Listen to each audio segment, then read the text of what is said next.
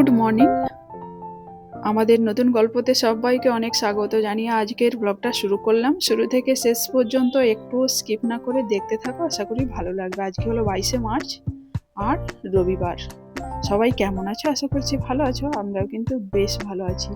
আর এখানে দেখো সকালবেলা ঘুম থেকে উঠে বিছানাগুলোকে ভালো করে ঝেড়ে পরিষ্কার করে নিচ্ছি। আর এই বালিশগুলো নতুন নিয়ে আসছি, আর যেহেতু অনেকটাই উঁচু বলতে পারো, মাথায় দিতে জানি না ভীষণই অসুবিধা হয়। তো একটু নিচু না হলে না কেউ ব্যবহার করতে পারবে না, সেই কারণে একটু বাইরে বের করলাম। কেউ যদি, বিশেষ করে আমার মেয়েটা তো ছোট, ও যদি বসে বসে একটু যদি সাইজ করে, সেই কারণেই বের করলাম। আর এখানে দেখো সাদা বিছানার চাদর বলতে পারো, অনেকেই বলে ছোট বাচ্চা ময়লা হয়ে যায়, কিন্তু ময়লা হোক যাই হোক আমি কিন্তু পরিষ্কার করে রাখারই চেষ্টা করি। আর সাদা রংটাই কিন্তু ভীষণই আমার ভালো লাগে। বিছানা চাদর থেকে সমস্ত কিছুটা সাদাটাই যেন আমার আগে চোখে পড়ে যায়।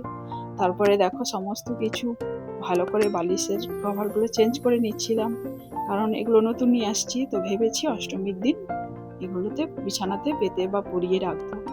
আর আমার কিন্তু প্রত্যেকটা সংসারের সমস্ত জিনিস বলতে পারো গুছিয়ে রাখতে বা পরিষ্কার রাখতে ভীষণই ভালো লাগে। শুধু আমার না, সবাই, সব মেয়েরাই এটাই পরিষ্কার করে গুছিয়ে রাখে। আর প্রত্যেকটা বাড়ির বউদের বলতে পারো সংসারে পরিষ্কার পরিচ্ছন্ন রাখতে জাস্ট সারাদিনে 1 ঘন্টা 1.5 ঘন্টা সময় দিলেই বলতে পারো ঘরময় পরিষ্কার থাকবে। আর পরিষ্কার থাকলে বলতে পারো মনটা অন্যরকম লাগে, তাই না? তো সেই কারণে দেখো আমি পরিষ্কার করে নিয়েছি, তারপর একটু ঝাঁট দিয়ে তারপরে ভেবেছি ঘরটা একটু মুছেও নেবো তাড়াতাড়ি।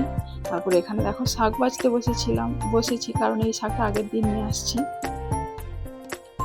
তো শাকটা আগের দিনে ভিডিওতে বলেছিলাম শাকটা নিয়ে আসছিল, সেটা তো আজকে বেছে নেবো, দিয়ে আজকেই করে নেবো, কারণ শাক তো প্লাস্টিকের মধ্যে বেশি দিন রাখলে লাল হয়ে যায়, সেই কারণে। আর শাক খেতে আমাদের বাড়িতে বলতে পারো সবাই ভীষণই ভালোবাসে। আর এখানে দেখো ঠাকুরকে পুজো দিয়ে দিয়েছি সকালে স্নান টান করার পরে। আর সকাল সকাল পুজো দিলে কিন্তু মনটা বেশ ভালো লাগে। আর এটা হলো আমাদের সেই কোজাগরি পুজোতে মা লক্ষ্মী পুজো করা হয়, এটা সেই প্রতিমা। তারপরে এখানে দেখো আজকে শাক করবো, আর শাক করতে বলতে পারো অনেকটাই টাইম লাগে। আর গ্যাসের সমস্যার জন্য বলতে পারো এই ইন্ডাকশনেই কিন্তু আমাকে সমস্ত রান্নাগুলো করতে হয়। আমার জানি না ভীষণই অসুবিধা হয়, কারণ ভাত ডাল এই সমস্ত করলে কোনো অসুবিধা নেই, কিন্তু ভাজা এই সমস্ত কিছু করতে গেলে না ভীষণই অসুবিধা হয়। কিন্তু কিছু করার নেই, গ্যাসের ক্রাইসিস কতদিন এইভাবে থাকবে জানি না। আর এখানে দেখো শাকটা যেহেতু সেদ্ধ হয়ে গেছে। আর হ্যাঁ, শাক কিন্তু ভীষণই ভালো লাগে, আমাদের প্রত্যেকটা বাড়ির মানুষই ভীষণই ভালোবাসে।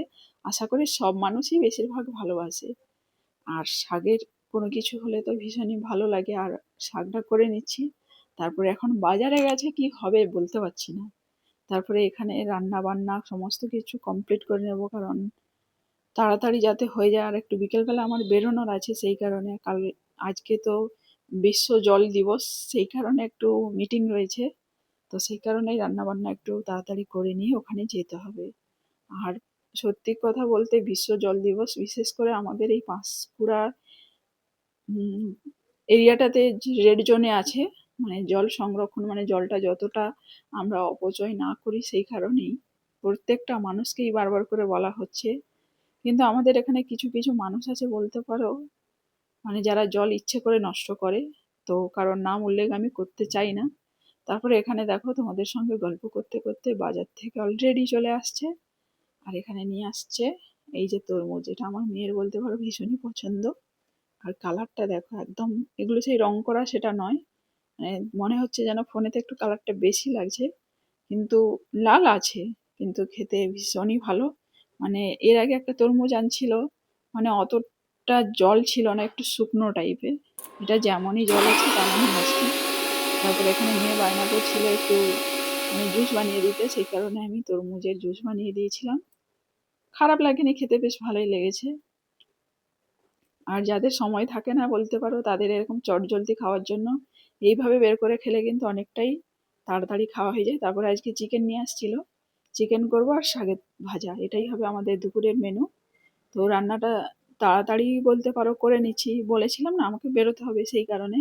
তারপরে এখানে রান্না বান্নার সঙ্গে সঙ্গে মেয়েকে স্নান করানো, খেতে দেওয়া, সমস্ত কিছুটাই বলতে পারো একা হাতে সমস্ত কিছু। তারপর ঘর পরিষ্কার করা, সমস্ত কিছু একটু টাফ হয়ে যায়। তারপরে যদি একটু হাতে হাত যদি কেউ হেল্প করে দিত অনেকটাই সুবিধা হতো। আর আমার বলতে পারো সেরকম হেল্প করার সেরকম থেকে না থাকারই মতো।